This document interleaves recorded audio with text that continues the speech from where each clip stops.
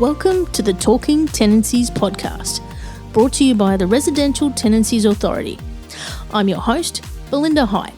Join me as we explore everything you need to know about renting in Queensland with experts from the RTA and industry. We're here to help make renting work for everyone.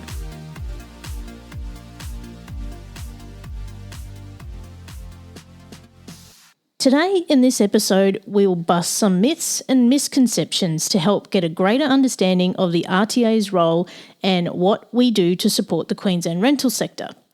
Today's expert from the RTA is Rowan Bayliss. Welcome, Rowan. Thank you. Now, can you tell us about your role at the RTA and what you're responsible for? Yeah, thanks, Belinda. Thanks again for having me on the podcast. So, as you said, my name's Rowan. I'm a customer experience officer here in the RTA contact centre. So my role is primarily to assist our customers with information on Queensland tenancy legislation and also rental bond processes. Now, we're going to step through some myths today. So we're going to start with myth number 1. The RTA makes the legislation that outlines tenancy rules and regulations. Yeah, so this is a very common misconception, but in all seriousness, the RTA does not write or create the legislation that covers the tenancy rules and regulations for Queensland, and that legislation is the Residential Tenancies and Rooming Accommodation Act 2008, quite a mouthful, or the RTRA Act for short. So what the RTA does do is we administer the RTRA Act. So that means that we make sure that the Act is carried out and complied with by all of the relevant people that the legislation applies to. So the RTA is an independent, self-funded statutory authority. The RTA does not make the rules or write the legislation. So a great example of this is the recent Housing Legislation Amendment Bill. The Queensland Government, primarily the Department of Communities, Housing and Digital Economy, led an extensive consultation process with the community on reforming the rental legislation prior to then introducing the bill to Parliament. So the bill passed Parliament and then became law, which brought amendments to the RTRA Act in October 2021. And since then, the RTA's role has been supporting the rental sector in navigating the changes to the RTRA Act as it has been amended through these reforms. Yeah, so we don't actually make the rules, we just help administer them. So, myth number 2. My property manager or owner keeps my rental bond money and they don't give it back at the end of my lease. Yeah, so that, of course, is not true. Under the RTRA Act, property managers or owners who take a rental bond must lodge it with the RTA within 10 days. There are penalties involved if the bond is not lodged with us within 10 days, and that's to make sure that the RTA can safeguard your bond money and it's there for you to claim when your tenancy ends.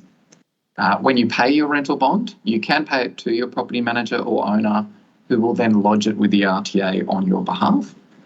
Or another option is to lodge your bond money directly with the RTA using the RTA's web services through our website. That's more direct and can give you peace of mind knowing that the RTA has your money straight away without it going through your property manager or owner. If you do use the online service, both you and your property manager or owner will get an acknowledgement of rental bond to confirm that the RTA has received your money at the end of that process. And usually your property manager or owner would prefer to know that your bond money's been paid before they give you access to the rental property. So just make sure you let them know that you're going to or you'd like to lodge your rental bond online with the RTA in advance. The bond will be refunded back to you when you do leave the property if you don't owe any money for rent, damages or other costs. So it's really important that your contact details are kept up to date with the RTA. This way you can be contacted if a claim has been made on your bond, giving you the option to agree or disagree. And just remember, if you do not respond after the legislated time frame, the bond will be refunded as per the original request. So, yeah, a few options there in terms of bond money. Now, myth number 3. RTA staff and conciliators take sides and can make decisions on tenancy matters. Yeah, that is a very big myth. So the RTA is impartial, which means we help everybody, no matter if you're a tenant or a property manager or owner. When you call us for tenancy information and support, customer experience officers like myself, we do not take sides and we do not make judgment on anyone or on the situation. What we do tend to do is ask a lot of questions, but this is so we have a clear picture of your situation to give you the right information. Our goal is to empower whoever is seeking help or support from the RTA to know what options that they have under the legislation and what action they can take so they are able to move forward with their tenancy. Particularly looking at the dispute resolution process, so our conciliators help you and the other person make informed decisions and reach an outcome that is acceptable to both of you. Conciliators do not determine who is right or wrong, and they cannot make decisions about disputes or enforce rules or regulations. So for those of you who have participated in the process before, you'll know that participation in a conciliation process is actually voluntary and people cannot be compelled to take part in the process. So keep that in mind as well. Finally, if people do go through conciliation and are unable to reach an agreement, there's always the option to then apply to the Queensland Civil and Administrative Tribunal, also known as QCAT. So QCAT was previously known as the Small Claims Court, and QCAT adjudicators are the ones that actually have the authority to make decisions and orders relating to residential tenancies and rental bonds. Yeah, so basically we're Switzerland when it comes to decision making and taking sides. Now, myth number 4. RTA inspects rental properties and has visibility of all forms and documents exchanged between a tenant and a property manager or owner. Yeah, these types of requests come through to us a lot. But the RTA is definitely not a middle person or an intermediary between a tenant and a property manager or owner. So there's two main points that can help me highlight why the RTA does not play such a role, and also why we don't have visibility over all of the forms of documents. Firstly, a tenancy agreement is a legally binding contract between two parties, with these two parties being the tenant and the property manager or the owner. The RTA is not one of those parties, and so we don't have any tenancy rights or responsibilities in that tenancy. For example, the RTA does not conduct routine inspections of rental properties. That's a right of the property manager or the owner. And the RTA also does not keep copies of tenancy agreements or leases, as, again, the RTA is not a party to the contract. So we, again, are an independent and impartial authority that helps everyone. Secondly, and what I think is most important, is that we always encourage customers to document in writing any agreements and or changes to your tenancy agreement or any other arrangements. So that's to ensure that any agreed changes to the rights and responsibilities outlined in the tenancy agreement or arrangements under the law are documented clearly so that parties in the tenancy are on the same page and have the same expectations of each other. Again, as the RTA is not a party to the tenancy agreement, we do not need to have any visibility of what documents or communications are exchanged, so we don't hold those documents either. These written records or formal notices are to remind parties to the tenancy of their rights and responsibilities and other arrangements that they've agreed to with each other. As an extension of that myth, if I can go on, many tenants seem to think that we share the discussions we have with them over the phone with their property manager or their owner. So I can't stress enough that the RTA does not do this. So when you call us for information or support, we take the information you give us at face value and provide you with the assistance that you need. We don't make any connections between calls, and we definitely do not share your information, records, or contents of your discussions with anyone else. If you would like to know more about our information security and privacy practices, you can tune into the recent podcast episode called How to Help Us Help You When You Call. Yes, we covered that in the last episode. So if you are interested in that, go back and have a listen. Now, myth number 5. Information provided through the RTA dispute resolution process will be shared with the compliance and enforcement team if an investigations request is submitted for the same matter.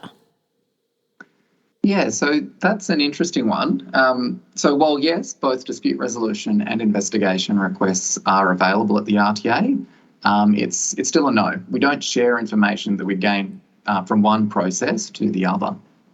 So let me quickly outline the difference between the two RTA services. So our dispute resolution service helps property managers or owners and tenants resolve disagreements and disputes and reach a mutually agreeable outcome. On the other hand, our compliance and enforcement team looks into investigation requests about offences in the RTA Act, which refer to breaches of the tenancy legislation that have a penalty attached. So the RTA's dispute resolution is an independent and confidential process, and whatever information is provided through that process does not get shared anywhere else. Customers who participate in the dispute resolution process are also bound by a confidentiality clause, which prevents them from sharing any information or contents of the discussion from the conciliation. So what that then means is if the customer wants to request an investigation on the same issue, they will have to resupply all relevant documents and records again via the investigation request kit. So none of the documents, discussion notes or outcomes from the dispute resolution process are shared with the compliance and enforcement team. Yes, that's a good one to know if you do end up going through a dispute resolution process and then going on to an investigation. So myth number 6. RTA can regulate rent increases and help alleviate the tight rental market. Yeah, so no, the RTA definitely can't do that. So, of course, the rental market will fluctuate and change according to the volume of supply and demand, and we don't regulate market conditions. As we mentioned at the start of the episode, our main role is to administer the RTA Act. So what the RTA can do is to make sure everyone is aware of their rights and responsibilities in all stages of their tenancy based on the RTA Act, whatever the market conditions may be. The RTA Act does not cover the rental application process, and so the RTA is unable to regulate how rental applications are assessed either. So those processes will usually follow the property manager or the owner's business practices.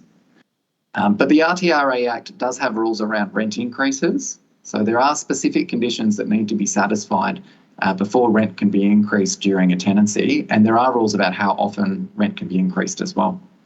The law also outlines pathways for tenants who face excessive rent increases, and they may have the option to apply to the tribunal for a decision. You can find out more information on rent payments and rent increases on our website, in our other podcast episodes, webinars, and also fact sheets. Yes, we have heaps more information on the website, so jump on there and check it out. Well, thanks, Rowan, for helping us to get a greater clarity and busting some myths on the role of the RTA and how we support renting in Queensland. Thanks, Belinda. Thank you for listening to the Talking Tenancies podcast. For more information about the Residential Tenancies Authority, visit rta.qld.gov.au.